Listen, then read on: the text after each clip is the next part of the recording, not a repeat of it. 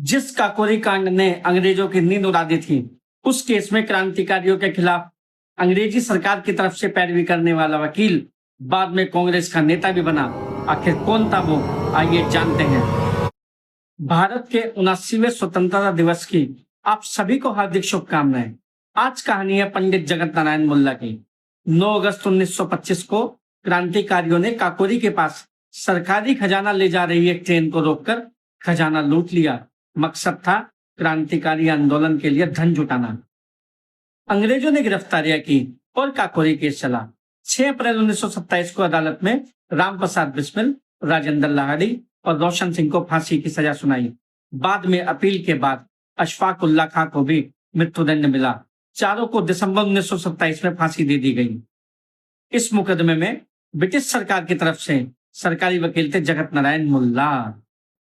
दिलचस्प बात यह है कि वैसे तो इस काकोरी कांड के लिए ब्रिटिश सरकार की तरफ से पब्लिक प्रोसिक्यूटर मोतीलाल नेहरू को चुना गया था, लेकिन मोतीलाल नेहरू ने अपना नाम लेकर अपने सगे फुफेरे भाई और अपने जूनियर जगत नारायण मुल्ला का नाम दिया था। जगत नारायण मुल्ला मोतीलाल नेहरू का समधी भी था और इलाहाबाद में मोतीलाल नेहरू का जूनियर वकील था और उनके ऑफिस में ही काम करता था।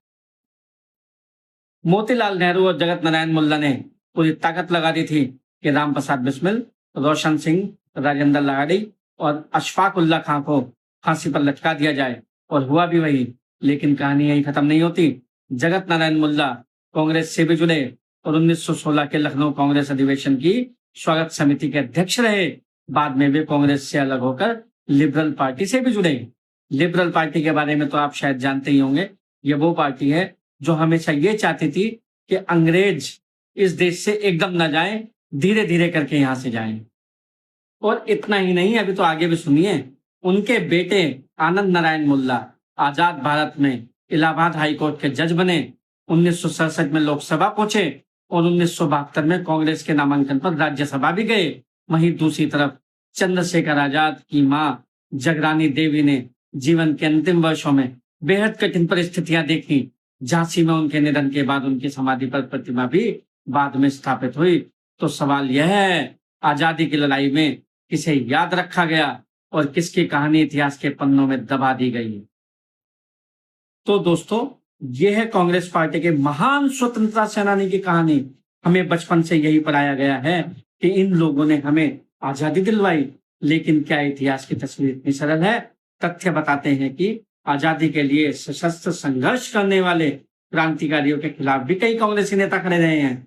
जवाहरलाल नेहरू, जिन्हें बहुत बड़ा स्वतंत्रता सेनानी बताया जाता है, उनके पिता मोतीलाल नेहरू ब्रिटिश सरकार के जाने माने वकील थे। उनके रिश्तेदार जगत नारायण मुल्ला भी ब्रिटिश सरकार की ओर से वकील रहे। और जिस कांग्रेस को हम आजादी के आंदोलन की सबसे बड़ी ताकत मानते हैं, उसकी स्थापना 1985 में एलन ऑक्टेवियन ह्यूम की पहल से हुई थी। वो भी एक अंग्रेज ही था। इस विषय पर मैं पहले भी एक वीडियो बना चुका हूं, जिसमें कांग्रेस के सभी अंग्रेज राष्ट्रीय अध्यक्षों के बारे में बताया गया है, जिसे आप मेरी पिछली वीडियो में जाकर के देख सकते हैं। जिसका लिंक मैंने कमेंट बॉक्स में डाल दिया है। तो दोस्तों, इतिहास को सिर्फ वही नहीं मानना चाहिए जो हमें बताया गया है।